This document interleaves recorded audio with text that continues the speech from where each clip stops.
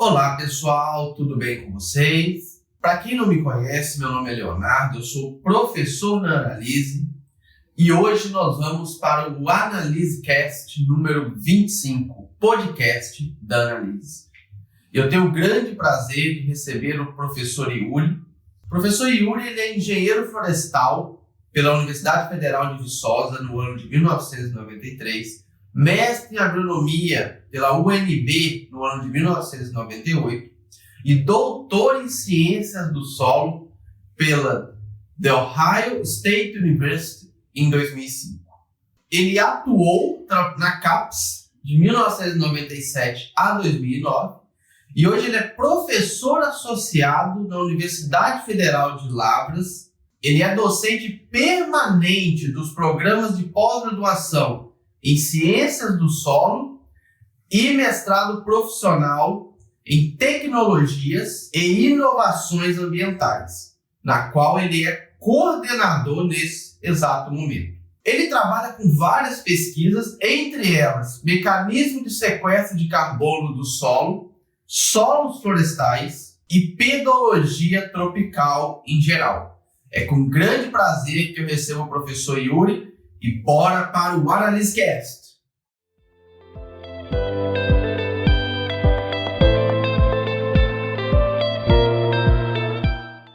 Olá, alunos e alunas que nos assistem aqui no canal. Hoje nós vamos dar continuidade ao AnaliseCast e hoje eu tenho o prazer de conversar com o professor Yuri, que vai nos contar aqui um pouco da sua trajetória. E muito obrigado, professor, por ter aceito o nosso convite. Obrigado, eu que agradeço o convite. Uma surpresa bem agradável. Que bom que gostou. E com certeza nós vamos ter aqui uma conversa muito legal, que vai motivar muito, né, os alunos que têm interesse na área que você atua. E vamos lá então, né? Vamos começar aqui. Gostaria que você começasse contando um pouco sobre a sua graduação, né, onde foi, o curso que você fez e o porquê que você escolheu nessa área para atuar, né, na graduação, no caso, né, o curso que você escolheu. Eu sempre tive interesse pelo meio ambiente, né? Quando eu era adolescente, eu sempre gostei muito de ir para o meio do mato, da natureza. Eu sou uma pessoa de cidade grande, eu nasci em Brasília e fui criado no Rio de Janeiro. Mas esses dois lugares você tem bastante contato com a natureza, né?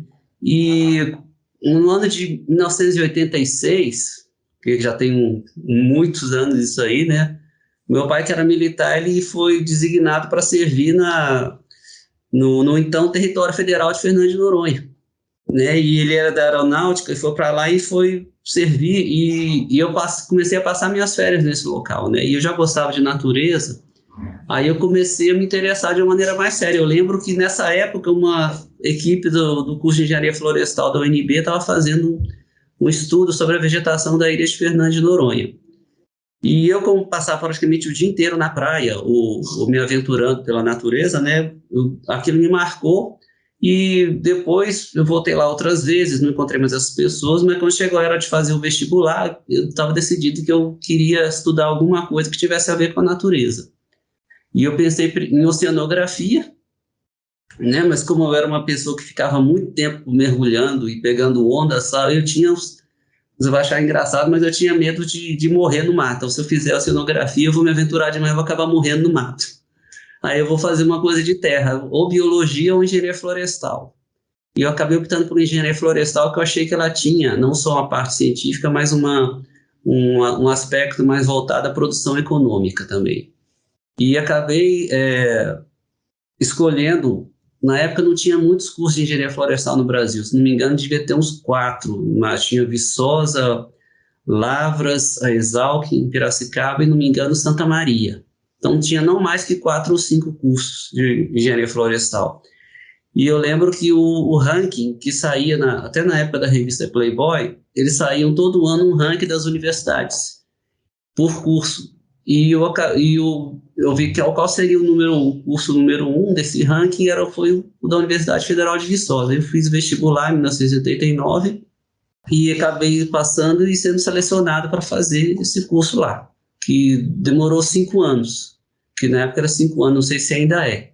Acho que aqui em Lavras, por exemplo, são 4 ou 4 anos e meio, não tenho certeza. Mas essa é a história, então, eu gosto de contar isso porque hoje em dia é muito comum as pessoas terem um interesse em meio ambiente. Então, quase todos os alunos de primeiro e segundo ano têm uma certa consciência ambiental, né?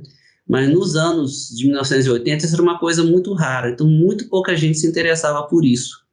Eu era praticamente o único. Eu lembro do grupo que eu convivia, praticamente só as pessoas me gozavam, mas por que você vai estudar esse negócio de viver no meio do mato e de natureza? E hoje em dia já é bem diferente o perfil. Então, praticamente todas as crianças, os adolescentes que estão na universidade já têm uma consciência ambiental que é muito superior que, por exemplo, digamos, os formandos de engenharia florestal dos anos 80 tinham.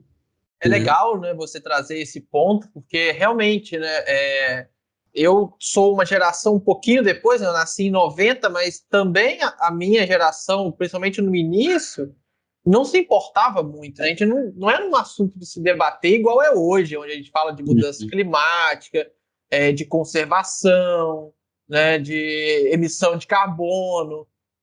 Realmente a gente não pegou, e essa garotada nova, né, que você está falando aí de ensino médio, hoje já é um assunto que tá todo mundo batendo em cima, né? Sim, mas de qualquer jeito os desafios continuam. Então, hoje eu dou aula sou professor do Departamento de Ciência do Solo, né, na Universidade Federal de Lavras, e eu sou responsável pelas turmas de introdução à ciência do solo, justamente para o curso de engenharia florestal. Então, eu pego sempre os alunos que já têm um interesse ambiental, mas não significa que isso é um conhecimento. E uma coisa é você estudar para o segundo grau e aprender, por exemplo, um meio não técnico, não científico, jornais e revistas pela televisão, e outra coisa é você chegar aqui e começar a estudar a parte dura da natureza mesmo. Eu leciono Introdução a Minerais e Rochas, que é uma parte de ciência bem básica, mesmo, e que a maioria, e os meus alunos chegam assim, falam, pô, mas eu estudando mineralogia bruta. Mas é para aprender a natureza, para dominar você tem que entender antes, né? E não é fácil. É. Os desafios continuam, né? Com certeza. Muitos, né? Muitos. Uhum. Bom, e aí depois que você terminou a sua graduação, você já foi direto para o mestrado? Ficou algum tempo fazendo outra atividade? Não, no meu tempo de graduação, tinha muito poucas oportunidades para um aluno de graduação fazer pesquisa, iniciação científica. Então, eu lembro que no curso de agronomia, por exemplo, que todo ano entrava 210 alunos, tinha não mais do que, digamos, 50 ou 60 bolsas de iniciação científica, era muito pouco. Eu nunca consegui uma bolsa dessa, nunca fiz um trabalho acadêmico de iniciação científica durante a minha graduação, né? Mas eu gostava muito de estudar, eu aprendi, né? E eu aprendi inglês, inclusive, estudando pela universidade, porque eu tinha que chegar para estudar, digamos, climatologia, que era uma matéria difícil, de massa, e os livros em português da disciplina, traduzidos, eram todos reservados full time, você não conseguia pegar um livro desse para estudar. Aí eu decidi, ou eu vou estudar pelo livro em inglês, ou não vou conseguir. Aí eu aprendi inglês praticamente estudando por esses livros em inglês, que eram os que eu tinha mais oportunidade de pegar, levar para casa. Então, quando eu formei, eu não tinha nem mesmo uma vontade de fazer pós-graduação, eu estava decidido a entrar para o setor privado. Durante o meu último ano, eu fiz um estágio na maior empresa de celulose que tinha na América do Sul, na época, que se chamava Aracruz Celulose, e hoje tem outro nome. Acho que Fibria, né? Se eu não me engano. Então, eu fiz um estágio lá de uns 2 meses no sul da Bahia, fazendo exploração de florestas, aprendendo a cortar madeira de eucalipto e processar para a produção de celulose, né? Aprendi muita coisa de segurança no trabalho lá e estava decidida eu vou querer tentar a minha sorte no setor privado. Mas eu acabei formando, fui para o Rio de Janeiro tentando procurar emprego, fiquei 1 ano, não consegui, trabalhei numa empresa da família, né? Mas aqui não era o que eu queria e decidi voltar a morar em Brasília, porque lá eu sabia que tinha uma série de órgãos públicos, como por exemplo a Embrapa, tinha ministérios, que eu talvez tivesse uma chance melhor. E realmente, no início de 95, eu me mudei para Brasília e pouco tempo depois eu consegui uma bolsa que o CNPq, então, dava, que chamava uma bolsa de aperfeiçoamento. Era uma bolsa para empreender uma atividade de pesquisa num centro que era da Embrapa Cerrados, na época, né? E tinha um pesquisador lá que era interessado em melhoramento florestal, e eu acabei conseguindo essa bolsa com ele e fui trabalhar lá. Então, comecei exatamente mais ou menos um ano depois de formado a trabalhar com um aperfeiçoamento, digamos, em ecologia florestal, acho que era essa. E nesse meio tempo, eu sempre mantive o meu interesse em ciência do solo, que foi minha área de interesse principal, né, de estudo, e comecei a fazer um curso de especialização que a Universidade Federal de Viçosa oferecia, à distância. Era na época que a gente tinha que receber os pacotes pelo correio, com as apostilas, e tinha uns questionários que a gente devolvia pelo correio, e 2 vezes, em um espaço de um ano, a gente ia para Viçosa fazer esses cursos. Então, eu fiz esse curso de especialização, um lato sensu de fertilidade e manejo do solo em Viçosa, e ao mesmo tempo que eu cursei esse, digamos, aperfeiçoamento pela UCNPq, na Embrapa Cerrados, em Brasília. Então, no meu primeiro ano de atividade, eu acabei fazendo os 2 níveis de curso lato sensu de pós-graduação que existiam na época, que era aperfeiçoamento e especialização. E nesse meio tempo que eu estava na Embrapa, eu mantinha contato com o pessoal os pesquisadores da área de solos, e eu vivia tirando dúvidas e tendo conversas, e fiz amizade com um grupo de estudantes alemães que frequentavam lá a Embrapa Cerrados. Esse pessoal tinha um convênio com a Embrapa Cerrados, e eles eram alunos de uma universidade em Bayreuth, onde tinha um programa de ciência do solo, e nesse convênio eles vinham fazer as pesquisas de pós-graduação dele no Brasil. Eu fiquei amigo de vários deles, e um dia eu perguntei, por que tem tantos desses alemães aqui? Não, porque a gente tem um convênio, e esse convênio a gente recebe esses alunos, e eles ficam um tempo aqui, e eventualmente um de nós vai para lá, pesquisadores ou alunos de pós-graduação. Eu me interessei por isso, né? Eu sempre tive interesse, né, na língua alemã, na cultura alemã. Eu tenho um sobrenome meu é alemão, Zin, sou descendente de sangue alemães, e eu fiquei interessado e busquei um contato. Lá, escuta, eu poderia me inscrever nesse programa. Eu tinha interesse em fazer pesquisa em ciência de solo, em matéria orgânica do solo, que eles faziam especificamente, e passar um tempo nesse estágio na Alemanha. E aí o pesquisador José Eurípides da Silva, que era outro ex-aluno de Viçosa, ele me falou, ok, então se inscreva, nós temos um convênio com a UNB, Universidade de Brasília, no curso de mestrado em agronomia. Você pode, se for selecionado, você faz sua pesquisa aqui na Embrapa e faz parte das suas análises na Alemanha, em Bayreuth, na Universidade de Bayreuth. E aí isso aconteceu, eu me inscrevi, passei na seleção, fiz esse curso de mestrado, escrevi o meu projeto de pesquisa, que na época tinha a ver com o efeito do reflorestamento com eucalipto na matéria orgânica dos solos da região dos Cerrados. E esse projeto foi aprovado, eu fui passando nas disciplinas e coletei as amostras, e surgiu, eu consegui realmente fazer um estágio de 2 meses na Universidade de Bayreuth, lá na Baviera, no sul da Alemanha, e a pesquisa foi muito bem sucedida. E o interessante é que, quando eu estava, um pouco antes de eu ir para a Alemanha, isso já era um ano de 96, o que estava acontecendo é que não havia concursos públicos no Brasil para praticamente nenhum cargo. Então, eu lembro, nessa época, teve um concurso público para a Receita Federal. Um amigo meu até de Viçosa fez e passou. Eu lembro que a concorrência desse concurso era 1.000 candidatos por vaga. Eu não cheguei a fazer, mas... Só fazendo um parênteses, então, pessoal, para quem acha que só hoje que não está tendo vaga, que está tendo problema, olha o que o professor Yuri está contando aí, para vocês verem que são fases, são ciclos. Tem ciclo de vacas gordas e ciclo de vacas magras. Exatamente, Então, eu não fiz esse concurso, mas um pouco antes de eu ir para a Alemanha, abri o concurso da Fundação CAPES, que todo mundo conhece, é o órgão do MEC, que é responsável pela avaliação da pós-graduação e oferece bolsas de fomento de mestrado e doutorado. E esse concurso abriu, ele foi pouco, não é que foi pouco divulgado, o salário não era muito atraente e eram poucas vagas, digamos umas 20 ou 30, e eu vou me inscrever. Me inscrevi nesse concurso, fiz a prova até sem estudar praticamente nada, porque eu estava no meio do mestrado, e esqueci desse concurso. E quando eu estava na Alemanha, fazendo o auge da minha pesquisa, né, de laboratório, que era uma coisa bem sofisticada, bem... Aí o meu pai me ligou, né, no meu alojamento, onde eu morava lá na Alemanha, e disse, olha, aquele concurso que você fez, você passou, você está sendo chamado a assumir segunda-feira. Aí eu pensei assim, não, faz o seguinte, eu não posso interromper o que eu comecei, né? Então, você fala para eles que daqui a 1 mês e meio eu volto, aí eu cancelo a minha bolsa da CAPES de pós-graduação e assumo a vaga. Se eles puderem esperar, tudo bem. Se não puderem esperar, podem passar a vaga para outra pessoa, que eu não vou interromper minha pesquisa, né? Mas aí o pessoal da CAPES houve por bem decidir que era do interesse deles esperar.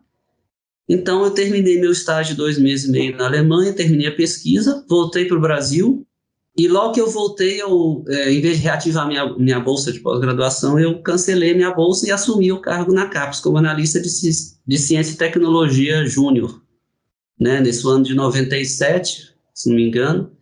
E aí eu continuei fazendo a minha pós-graduação, eu tinha que escrever a tese, já tinha cumprido os créditos, mas eu trabalhava durante o dia, de 8 às 6, e de noite eu chegava em casa e escrevia a dissertação.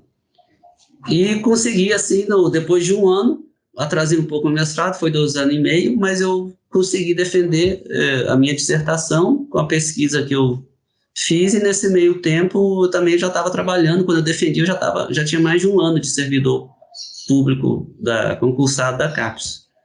E eu acabei trabalhando nesse meio tempo, eu trabalhava justamente na diretoria de avaliação da CAPES, auxiliando o corpo técnico auxiliava o processo de avaliação da pós-graduação, né?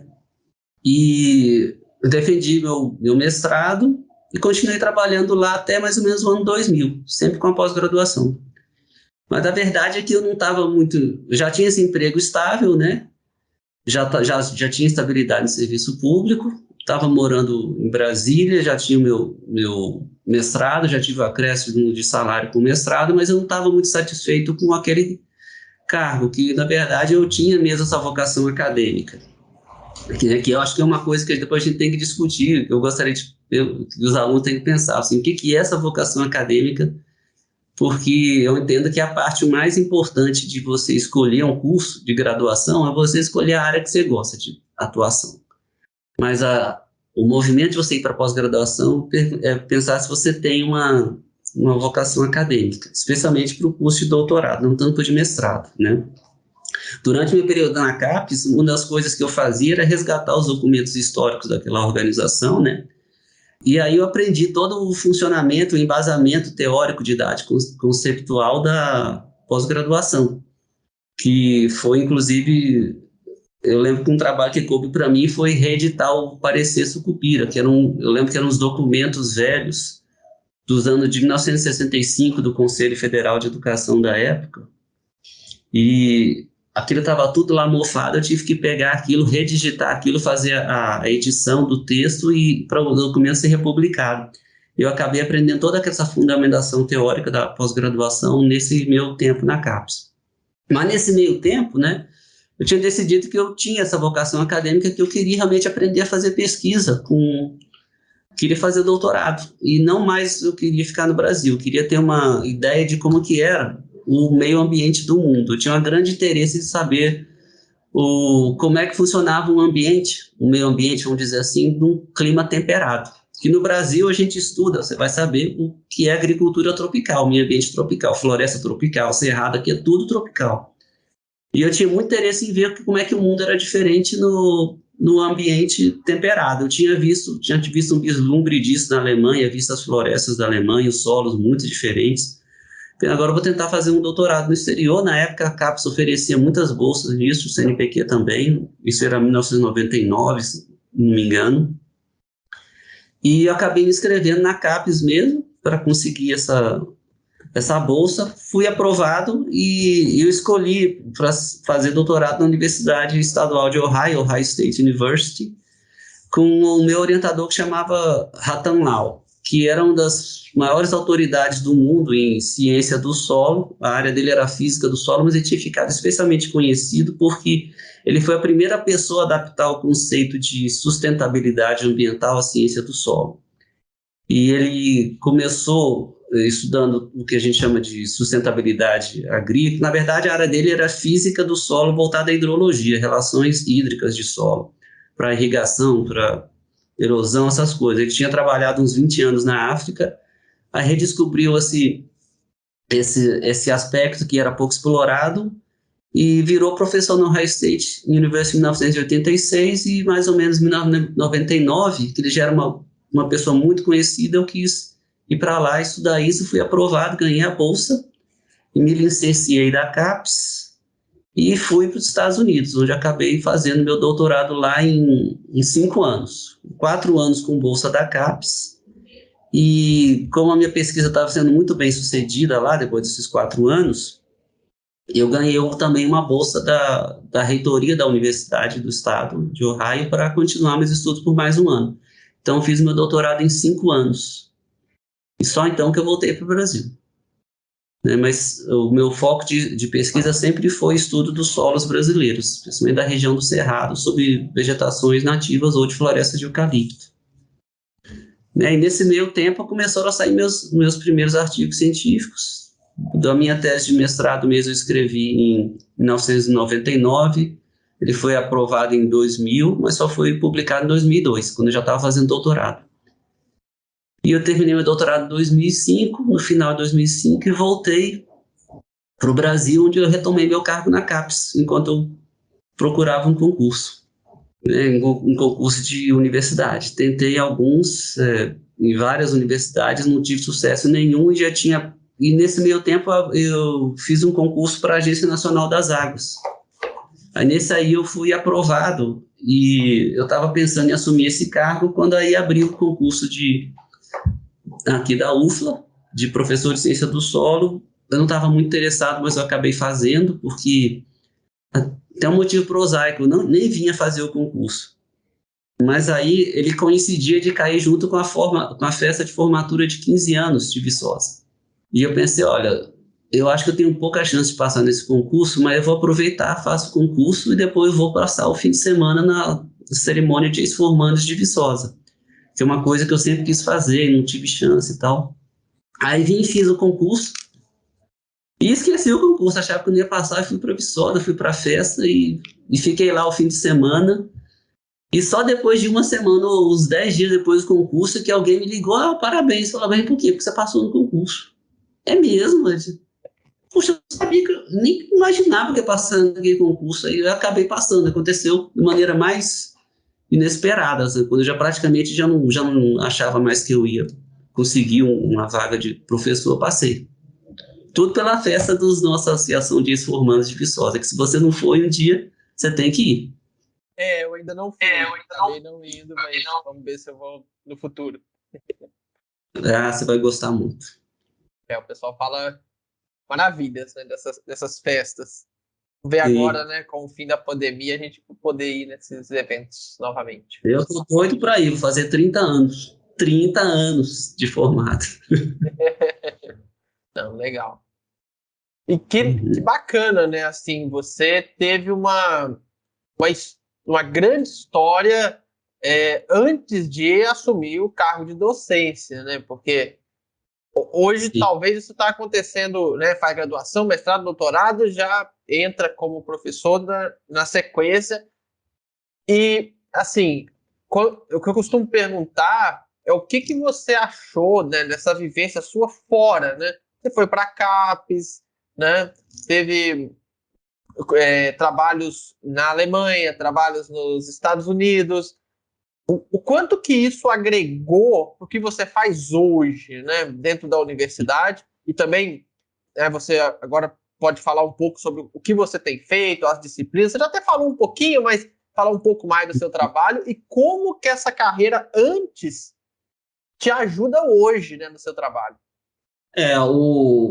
No meu caso, né, a UFLA é a 5ª universidade onde eu atuo, que eu fiz essa graduação em Viçosa, fiz um mestrado na UNB, fiz esse período sanduíche na Universidade de Bayreuth e o doutorado na Ohio State University.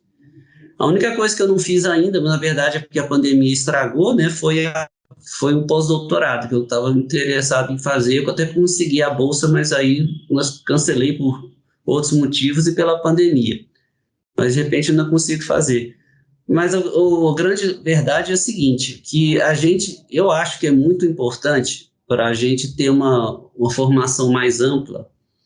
No caso eu sei que tem muita gente que realmente emenda, como você falou, faz a graduação, já imediatamente emenda no mestrado, às vezes emenda no doutorado com a mesma universidade, com o mesmo orientador. Isso é aceitável, mas não é o recomendável. E é uma das coisas que era quando entrei na Ohio State, eu lembro muito bem do manual de pós-graduação deles. Eles tinham uma frase que dizia assim: a obtenção de 3 graus consecutivos nessa universidade não é recomendada. Então, eles até aceitavam em casos excepcionais, mas eles preferiam que a pessoa fosse para outra instituição para ter uma formação digamos, mais variada. Isso realmente ocorreu. Eu percebi Sair da isso. zona de conforto, né? Que acaba ficando dentro da zona de conforto. E às vezes eu falo, eu botei uma frase aqui que eu falo: olha, Minas Gerais é maior que Lavras. O Brasil é maior que Minas Gerais. E o mundo é maior que o Brasil. Sabe? Então, eu gosto de ter isso aí para a gente ter uma perspectiva, porque eu gosto muito de fazer o que a gente, vamos dizer, que chama o ensino comparado, uma educação comparada. Eu gosto de ficar comparando pontos fortes do sistema educacional brasileiro com os do americano, do alemão, de outros, ou de outras universidades. Por exemplo, Viçosa tem uma filosofia administrativa didática bem diferente da de Lavras, que é bem diferente da UNB. E, é claro, é totalmente diferente da Universidade da Alemanha e dos Estados Unidos que eu frequentei. E dentro desses países, cada universidade tem a sua. Mas o que foi mais bacana para mim foi ter tido uma ideia, especialmente do que vem a ser a ética acadêmica universal, que é algo que se permeia todas as universidades importantes do mundo, né? E que eu uso para nortear minha atividade aqui também. O meu tempo na CAPES, quando eu estava na CAPES, eu era meio uma pessoa fora do padrão, porque eu tinha essa formação de pós-graduação que pouca gente tinha na época, na CAPES, né? Quase ninguém tinha feito mestrado. Então, eu tinha uma formação diferente. Depois que fui fazer doutorado, ficou mais diferente ainda. Eu tinha essa... E lá é um local, a CAPES é um local que vai gente, professores de todas as universidades brasileiras o tempo todo, mas eles geralmente não são funcionários do quadro. Os funcionários do quadro não têm esse padrão. Hoje já é diferente, a maioria deles já tem pós-graduação e tal. Mas na época era poucos. E eu trouxe também muito do que eu aprendi na avaliação da CAPES e na gestão dos programas, né, no exterior, onde eu fui atuar depois, eu trouxe para a resolução de problemas aqui na universidade. Quando eu voltei dos Estados Unidos, o meu cargo na CAPES tinha mudado muito a estrutura da CAPES na época, né? E o meu cargo na CAPES foi essencialmente resolver problemas dos alunos, dos ex-bolsistas da CAPES que iam para o exterior. Que quando você vai receber para o exterior, você recebe uma bolsa da CAPES do CNPq, você assina um termo de compromisso, onde você se compromete a defender aquela tese ou cumprir aquelas atividades do seu período sanduíche lá. E se você tiver um problema com aquilo, você tem um problema de prestação de contas. Então, a gente tinha tinha centenas e centenas de processos de todo tipo de problema inconclusos na CAPES. E o que aconteceu sobrando para mim foi ficar uns 3 anos na CAPES resolvendo esse tipo de problema. Que no tempo que eu fiquei lá, a gente conseguiu dar um bom andamento e deixar encaminhado assim, os procedimentos futuros, desde que logo depois eu saí e vim aqui para assumir meu cargo na UFLA, né? Então, eu diria que minha experiência na CAPES foi muito útil na minha atividade acadêmica, na universidade, a minha experiência acadêmica foi muito útil no meu tempo da CAPES. E é o que é um conselho que você pode dar sem dúvida para qualquer aluno. Ó, você tem uma experiência de vida, do seu estado, da atividade econômica da sua família, e se você puder usar a sua experiência para ajudar a sua formação acadêmica, vai ser melhor. E a sua experiência familiar vai ajudar a sua experiência acadêmica. Você não tem nenhuma dúvida que é uma coisa que é uma realidade. Não, muito bacana, professor. Bom, gostaria que você contasse agora um pouco o seu trabalho aí mesmo dentro da universidade, os principais projetos que você atua, claro, que você puder, né, contar para os alunos, para eles entenderem bem como que é o trabalho na sua área de atuação. A minha especialização eu sou conhecido, né, no Brasil, no mundo todo, mais como uma pessoa que estuda carbono orgânico do solo, sequestro de carbono, como dizer isso. É o termo mais comum. Mas o cargo que eu passei aqui na UFLA foi para ser professor de introdução à ciência do solo, que são essencialmente o ensino de minerais e rochas, que são os materiais que vão ser intemperizados e formar os solos que a gente estuda no curso de agronomia e engenharia florestal depois. E eu vou dizer assim, sem nenhum problema, nós não temos na nossa formação de agrônomo, de engenheiro florestal, seja no Brasil ou no exterior, não temos muita formação técnica nisso. Então eu passei nesse concurso porque eu entendia de mineralogia, eu aprendi mineralogia nos Estados Unidos, mas eu não entendia muito. Então, quando eu passei nesse concurso, eu tive que ficar uns 6 meses estudando geologia para assumir essa disciplina. E foi muito bom porque eu tive que sair da zona do conforto, essa expressão que você usou, e eu aprendi razoavelmente bem estudar minerais e rochas e comecei a fazer também pesquisa nessa área. Então, eu vim para cá em 2009, nesse mesmo ano eu já escrevi meu primeiro projeto de pesquisa para FAPEMIG, para a Fundação de Apoio e Pesquisa do Estado de Minas Gerais, né, que tive sorte de ser aprovado e comecei a fazer pesquisas sobre retenção de carbono orgânico nos solos de Minas Gerais. E nesse meio tempo, lecionando essa disciplina de minerais e rochas, me deu uma inspiração e eu dei a sorte de parar em Lavras, que do ponto de vista geológico, Lavras é um dos lugares que, se não for o mais diverso do Brasil, deve ser um dos 3 mais diversos. Então, eu descobri que tem um mapa geológico da região de Lavras que tem, acho que 28 rochas diferentes, de todo tipo que ocorrem aqui. Na região de Viçosa, por exemplo, o mapa geológico de lá deve ter não mais que, digamos, 10 ou 12 rochas. Então, aqui tinha 28, e eu não desconheço que realmente que tem alguma outra diversidade. Então, a minha primeira aluna de doutorado, olha, vamos ver o efeito dos diferentes materiais de origem de solo, no solo que se formam depois na retenção de carbono, né? E nisso eu comecei a orientar os alunos de pós-graduação em nível de mestrado e doutorado, e essas pesquisas começaram a dar certo, né? E desde então, que em 2009 que eu entrei, eu orientei acho que 10 alunos de mestrado e 4 de doutorado. Quase todos nessa área de retenção de carbono orgânico do solo, mas eu acabei desenvolvendo uma expertise numa outra área que eu não tinha muito treinamento formal, que era em pedologia, que era gênese e formação de solos. E como eu tinha aprendido a fazer microscopia do solo, micromorfologia do solo, eu consegui também um outro edital de pesquisa para financiar o meu laboratório de micromorfologia do solo.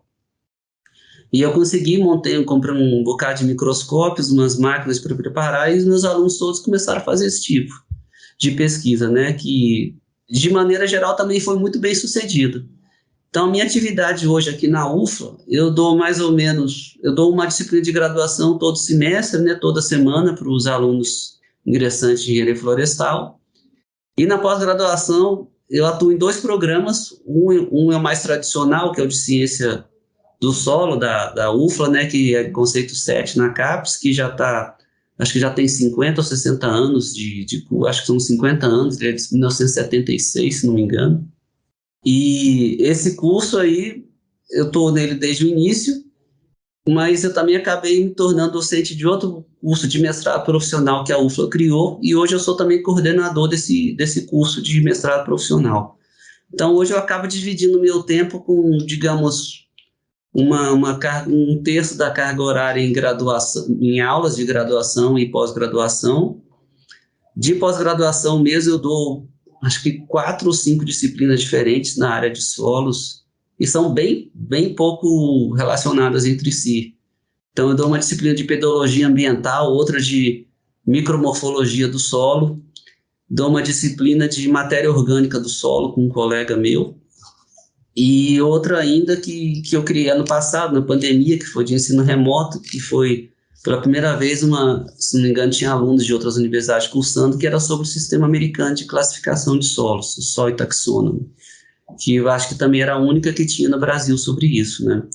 Uma das vantagens, né, de você estudar fora é que você aprende também a ter mais intimidade, não só com a redação em inglês, mas com os sistemas, digamos, taxonômicos, ou o sistema de pensamento científico e filosófico deles, né?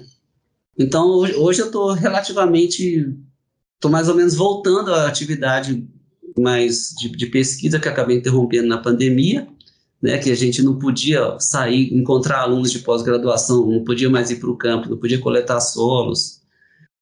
E estamos voltando agora, dos últimos 4 ou 5 meses de atividade, e espero que daqui a pouco eu vou poder ir para o campo de novo com alunos de doutorado para coletar amostras de solo, estudos de gênese de solo. Porque acaba sendo um trabalho bem de campo, né, a parte de solos, e a pandemia acaba atrasando um pouco, né, acabou atrasando, né, um pouco isso. A nossa área agronômica de ciência do solo, ela tem uma interface de campo que é muito importante, né, que é lá que realmente os técnicos, os agrônomos, os engenheiros florestais se formam na atividade de campo, que é uma coisa que é muito séria, né, tem que ser muito bem planejada, e a gente vai crescendo muito na maneira com a qual a gente vai respondendo os desafios que aparecem na hora no campo, que a gente chega no campo pensando em fazer uma coisa e encontra a condição totalmente diferente. E às vezes você tem que tomar uma decisão crítica sobre a tese sua ou de outra pessoa em espaço de 10 minutos. E você planejou, digamos, durante 3 meses uma coisa e você vai ter que reformular todos os seus planos em 10 minutos no campo. E isso já aconteceu comigo várias vezes, mas todas as vezes deu certo, porque eu até gosto de dizer que eu nunca fui para o campo e encontrei o que eu estava esperando. Todas as vezes eu fui surpreendido. Porque acabou sendo muito bom, porque dá um grande crescimento científico, profissional, quando você não encontra o que você espera e você tem que, de novo, sair da zona de conforto e buscar uma explicação alternativa, um modelo alternativo de funcionamento. Inclusive, nos dados de laboratório acontece isso. Às vezes você espera, vai encontrar uma coisa e sai exatamente o contrário do que você estava esperando. Aí a sua cabeça tem que trabalhar de novo para isso. Mas eu gosto de insistir nisso porque uma das perguntas que você me fez, quando, por exemplo... Aliás, eu te fiz essa pergunta. O que você quer saber exatamente com essa entrevista? Você disse, olha, é mais uma... Também pegar o seu input para os alunos prospectivos, sobre que área eu devo estudar, ou se eu devo fazer pós-graduação, o que é. Em relação à área de formação de graduação, não tenho nenhuma dúvida que as pessoas devem buscar fazer o que elas gostam, o que elas têm afinidade. Por que eu falo isso? Tem muita gente que vai buscar um curso que a pessoa, não, vou fazer isso aqui porque dá dinheiro. Então é um argumento que a gente ouve, eu quero fazer direito porque dá dinheiro, ou quero fazer medicina porque dá dinheiro. Só que às vezes você consegue formar naquele curso e ganhar dinheiro, mas às vezes você fica insatisfeito. E outras vezes você vai fazer o curso que você quer, como no meu caso, da área que você gosta, e você demora anos até conseguir achar a colocação que você quer. E às vezes você vai dar sorte. Então eu conheço muitos ex-alunos aqui que rapidinho conseguiram um emprego na área de atuação de interesse deles. Mas eu também conheço muita gente que nunca conseguiu um emprego na área que gostava, ou que conseguiu um emprego na área que não gostava e está nele até hoje, mas sempre quer sair. E essa é uma questão que todo mundo tem que responder. Você pode conversar, o aluno deve conversar com outras pessoas, com profissionais da área, com orientadores educacionais, mas é uma coisa de percepção e vocação dele. Isso para escolher um curso de graduação. E tenha em mente que muita gente muda de curso de graduação, né? Você deve ter tido essa experiência. Eu, como professor, eu percebo muito que eu vejo, no primeiro semestre entra, digamos, 50 alunos de engenharia florestal, no fim do primeiro semestre só tem 40, 10 desistiram, mudaram de curso, e no segundo semestre eu vejo o pessoal prosseguindo na disciplina, aqueles 40 são só 30. E quando vai formar depois de 4 anos, aquela turma de 50 tinha, digamos, 20 formando, 15. E eu acho que isso é uma coisa que ocorre praticamente em todo o Brasil, né, que tem a ver com o nosso sistema educacional. Ele tem uma coisa que é fazer o aluno escolher o curso de graduação quando ele está ainda no segundo grau. O procedimento que tem, por exemplo, nos Estados Unidos, você escolher uma área de conhecimento, digamos, humanidades ou ciências biológicas, ou, digamos, engenharia, e escolher um major, uma área de concentração depois. Então, muita gente entra numa área, por exemplo, um curso básico de engenharia e vai escolher a sua especialidade em engenharia depois do segundo ano. Como esse tipo de coisa que ajuda a reduzir, né, no caso, o sistema educacional de um país, a sua, o seu grau de evasão, que é um problema muito difícil para o administrador da universidade, seja pública ou privada, controlar a evasão, né, dos alunos. Mas tem a ver com essa escolha precoce dos cursos. E depois que o aluno se forma, você deve fazer pós-graduação? Aí a primeira coisa que você tem que pensar é o seguinte: você quer fazer pós-graduação para quê? Você quer fazer pós-graduação porque você está desempregado ou porque você quer aprender mais nessa área?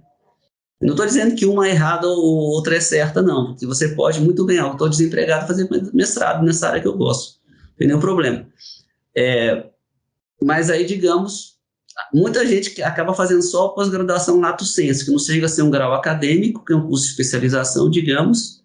O maior exemplo que tem é os famosos MBA, né, na área de administração, e porque é uma complementação profissional. E na nossa área de ciências agrárias, de engenharias também, a gente acaba fazendo mestrado, que é um grau acadêmico mesmo, que te dá esse preparo técnico, profissional mais aprofundado. E você aprende muito no mestrado, mas apesar do que no Brasil a gente trata o mestrado, digamos, acadêmico, muito como se fosse um pequeno doutorado, o mestrado no resto do mundo ele é um grau de formação profissional, assim como é um curso de especialização. Se você realmente tem a vocação científica, se você gosta de ficar lendo ciência, se você gosta de ficar pensando em raciocínio dialético, por que esse processo ocorre? Por que esse processo não ocorre? O que vai acontecer, digamos, com... Eu gosto de dizer que a parte nobre da ciência, ou da medicina, ou da engenharia, você prevê o futuro. Por exemplo, como é que vai ser, digamos, a produção de grãos brasileiro daqui a 10 anos? Esse é um tipo de pergunta de previsão do futuro que, para mim, é a parte nobre do pensamento humano. Você estudar o presente, estudar o passado e fazer projeções válidas. Esse é um tipo de pensamento de pesquisador. Ou se você quiser, digamos, explicar processos são pouco conhecidos. No meu caso, a minha pós-graduação todinha foi baseada no que eu percebia que os solos que tinham mais teor mais alto de argila tinham mais matéria orgânica que os que têm teor mais baixo de argila. E é uma coisa que é conhecimento básico que praticamente todo agrônomo tem, só que você não tinha uma explicação para a época. E eu acabei botando minha pesquisa toda para fazer isso. Então, se você quer fazer pós-graduação, especialmente no nível de doutorado, você deve pensar se você tem essa vocação científica, se você se vê, por exemplo, fazendo pesquisa científica o tempo todo, ou se você se vê dando aula. Por que eu falo isso? Porque dar aula não é uma coisa simples, né?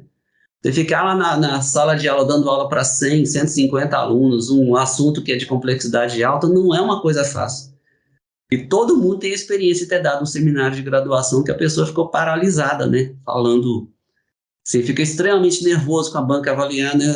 Na sala de aula, às vezes, é pior do que isso, né? Mas é uma coisa de vocação. Eu sempre me vi como professor, né? Nunca me vi muito como pesquisador, como professor, e eu acabei conseguindo fazer esse doutorado e me tornar o tipo de professor universitário que faz pesquisa e ensino. Não vou dizer que eu faço extensão, porque não faço extensão, não. Uhum. Muito legal alguns pontos que você trouxe aí, que realmente para a gente pensar, né, como sistema educacional. Um ponto que eu acho muito importante é essa questão de realmente o aluno ter que definir no ensino médio o que ele vai fazer para o resto da vida.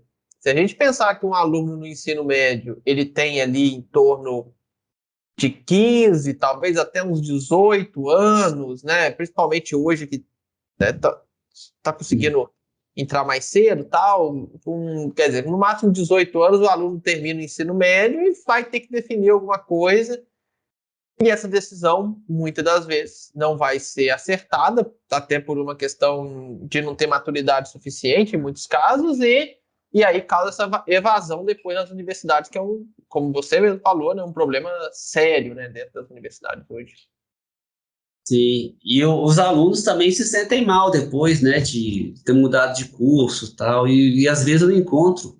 Quando eu entrei aqui, eu dava aula para alunos de zootecnia, né, de ciência animal, né, e vários dessas alunas mais especificamente, eu encontrei anos depois de formada, elas eram veterinárias. Professor, você lembra de mim? Ah, você fez zootecnia? É, eu mudei para o veterinário, encontrei várias, assim, elas já queriam entrar na veterinária no início, mas às vezes elas entraram na zootecnia porque era mais fácil.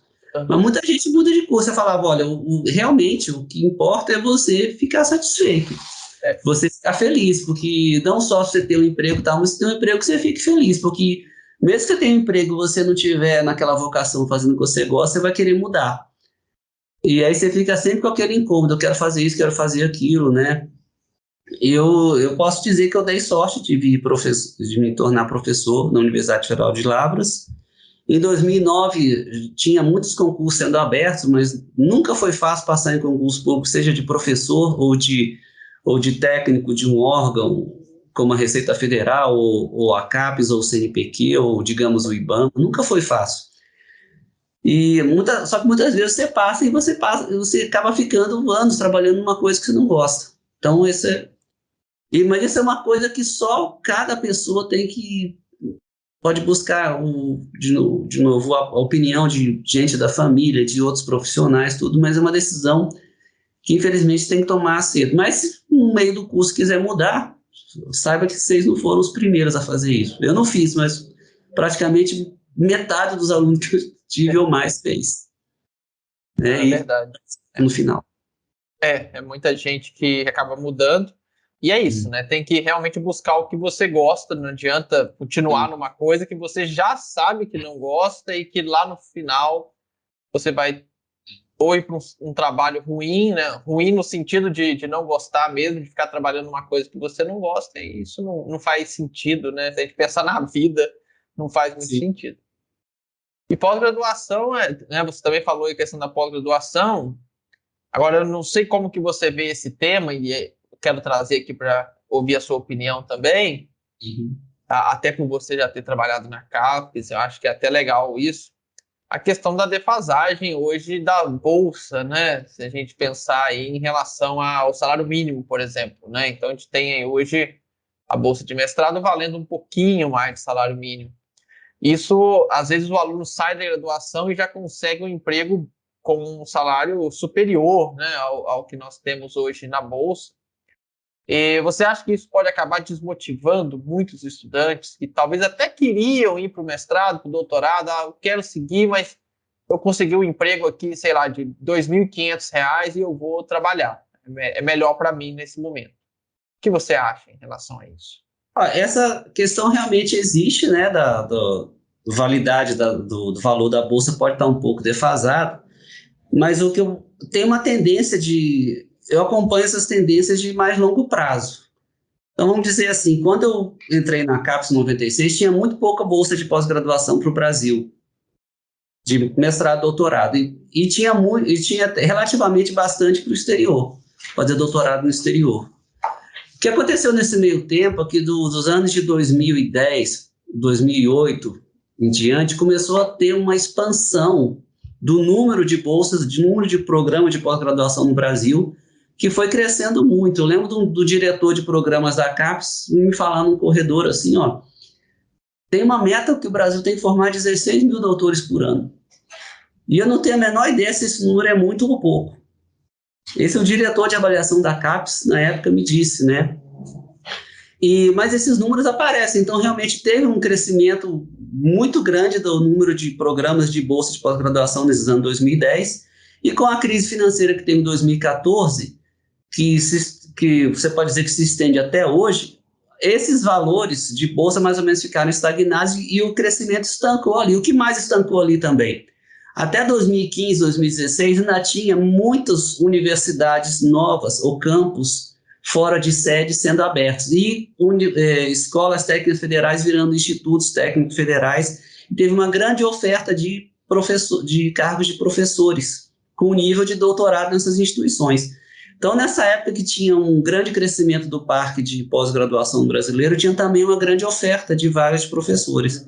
E o quadro que a gente se encontra desde 2015, digamos, é que cercou tanto a expansão do número de cursos de pós-graduação, quanto o número de bolsas, especialmente do número de vagas de professores.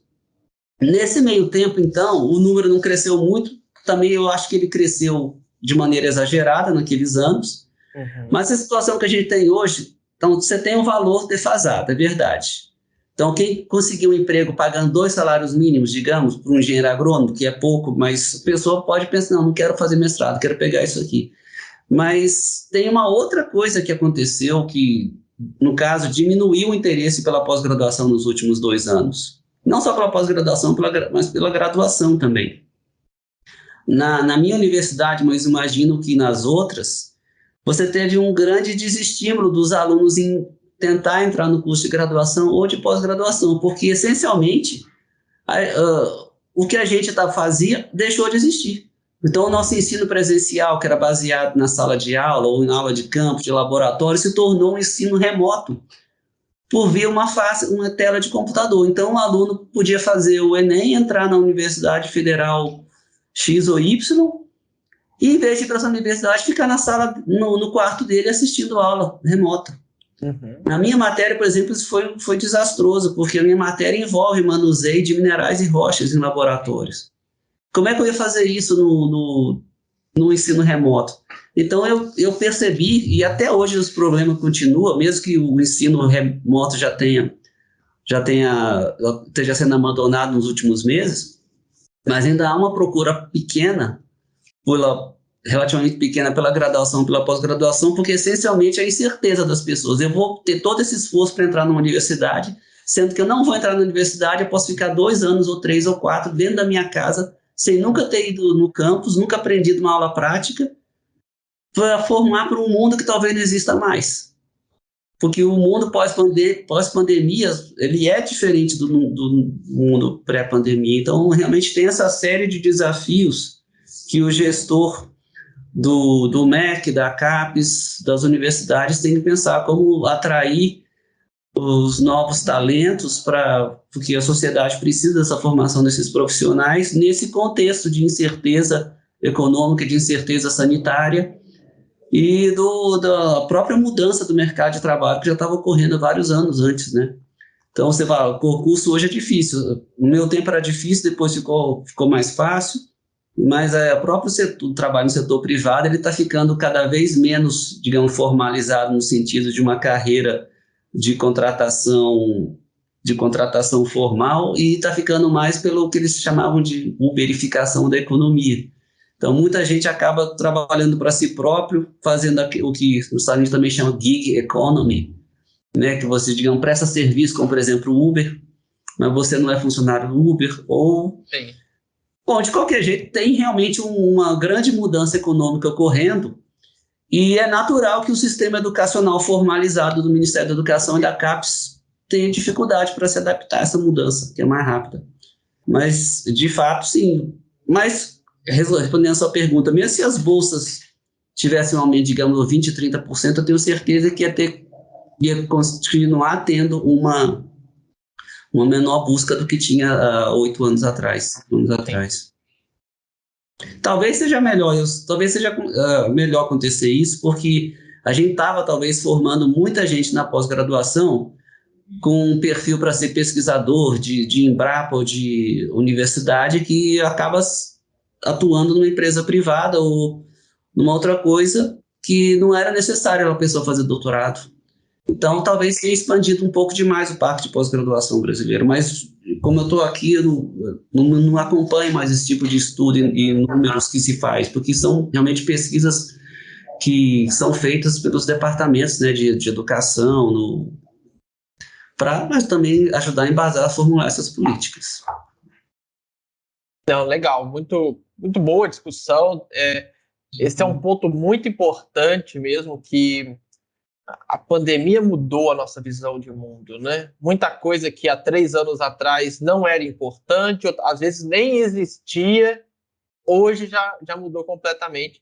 Principalmente, eu acho que a era do digital, né? Que acaba, como você disse, hoje tem muita gente, às vezes, trabalhando para si, com serviços terceirizados, algumas coisas nesse sentido. Eu mesmo, como empresa, a gente pega alguns serviços terceirizados, né, de outros profissionais, então para ter uma ideia como que funciona mesmo. E realmente, dependendo, pensando financeiramente, né, não estamos falando que tem muitas pessoas que realmente querem fazer mestrado, doutorado, pela questão de se tornar um professor, ter uma carreira de excelência na área, e isso é perfeito. Agora, aqueles que estavam meio na dúvida, pensando mais na parte financeira, às vezes acaba optando por essa ideia de trabalhar para si, dessas coisas que talvez, né, num curto prazo pode ser que tenha um resultado financeiro melhor. No longo prazo a gente não sabe como que vai ser também esse mercado, porque é um mercado que está talvez começando, né? E só o futuro que vai dizer se realmente vai ser compensador ou não, né? Seguir por essa carreira. Bom, nós estamos chegando aqui no final, nosso tempo já está se esgotando aqui, né? Então, gostaria de agradecer novamente, professor Yuri, pela participação, por esse bate-papo tão bacana, né? A gente conversando aqui sobre assuntos de extrema relevância, né, nesse nosso mundo atual, vamos dizer assim. E se você quiser fazer algumas considerações finais, professor, pode ficar à vontade e tal, o tempo é seu. Bom, eu só não tenho muita coisa para reforçar, a não ser para os alunos prospectivos, né, de universidade. Você que está pensando em fazer um curso universitário, veja a área que você tem interesse, não fique tanto pensando digamos, eu quero ficar rico, eu quero fazer isso, porque você nunca sabe o que vai acontecer. Então, tente fazer pensar no que você gosta, a não ser que você realmente já tenha, não, eu preciso mesmo trabalhar, ganhar dinheiro para sustentar minha família, meu filho e tal. Eu só posso te dar um conselho que a única área que eu sei que realmente tem déficit de oferta de mão de obra é a área de gestão de tecnologia da informação. Eu só sei que o Brasil nunca consegue formar um número de pessoas necessário para lidar com isso. Então, você quer trabalhar mesmo com uma garantia que vai ter um emprego, vá por essa área, se você gosta. Eu, por exemplo, não tenho nenhuma afinidade com esse negócio. E na pós-graduação, sempre pense nisso. Se você quer fazer doutorado, pense se você tem essa vocação que você quer para dar aula ou fazer pesquisa independente como pesquisador, seja na sua área, qualquer que seja a sua área. Porque é o que a gente faz. E não é uma atividade que demanda muito estudo, muita criatividade, muito raciocínio crítico, muita leitura e hábito de redação, que é uma coisa que é uma deficiência educacional tradicionalíssima do Brasil. Nós sempre fomos ruins em hábito de leitura e redação, e agora, com a pandemia, ficou muito pior. Então, se você gosta de escrever, gosta de ler e pensa em fazer pós-graduação, você já tem uma perna a mais sobre isso. Nossa, muito bom ponto, professor. Realmente é algo que falta muito e a gente precisaria avançar muito nessa parte de redação científica, né? Isso daria até uma outra conversa, né, inteira aí, porque é realmente um ponto muito, muito bacana. Aqui sempre surgia essa história, porque o meu colega perguntava por que você não oferece um curso de redação científica em inglês? Eu falava, mas os seus alunos, esses nossos alunos, eles têm hábito de redação científica em português? Não. Eles têm hábito de leitura? Não. Realmente daria outra conversa sozinho. Eu já pensei em oferecer isso várias vezes, mas infelizmente não dá, porque você ensinar redação científica a uma pessoa, você não pode dar uma aula para uma turma de 60 alunos. Você tem que ter realmente aquele grupo de orientados de 5 ou 6, que você faz sempre exercícios, eles estão sempre submetendo textos para você, e você vai editando e vai ajudando. Ou você faz uma turma específica para isso, né? Só que haja tempo, né? Exatamente. Bom, pessoal, vocês que nos assistem aqui, se vocês gostaram aqui da conversa com o professor Yuri, curte, né, o nosso vídeo pra gente. É a forma da gente saber se realmente o conteúdo foi relevante, se vocês estão gostando dos podcasts e continuar motivado a buscar outros pesquisadores, né, para serem entrevistados. E deixa nos comentários alguma pergunta que você tem para o professor Yuri, se eu souber responder, se for para mim também, eu respondo. Caso eu não consiga responder, eu envio o e-mail para o professor e a gente tenta entrar em contato para ter a resposta. Mas fique à vontade para deixar os comentários, tá? E nos vemos no próximo AnaliseCast.